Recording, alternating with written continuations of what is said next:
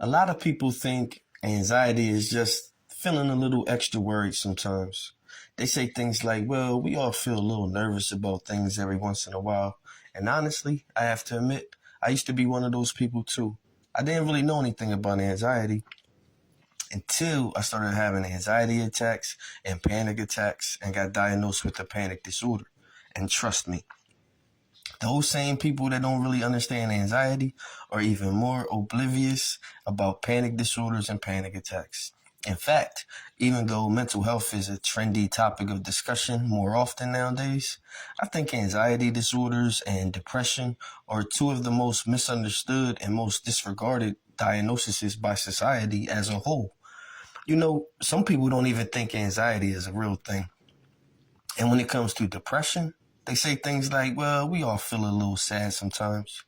It's because they have no idea how extremely difficult it is to try to live a normal life when you're in a constant state of panic or a constant state of fight or flight.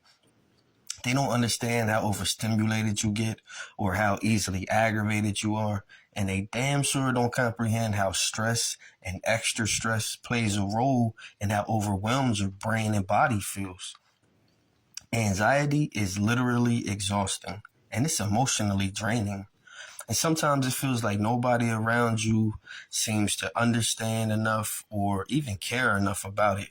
And that can be a very lonely feeling. When someone is having an anxiety attack or panic attack, one of the worst things you can tell them is just calm down or try not to think about it. It's so beyond that. Anxiety is both physical and mental. That would be like telling someone that has a seizure disorder to try not to think about having another seizure.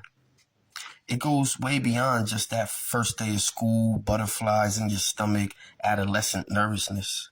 If I had to describe anxiety, I'd compare it to a fear of flying, like an actual phobia of being on an airplane, but nervously getting on one anyway.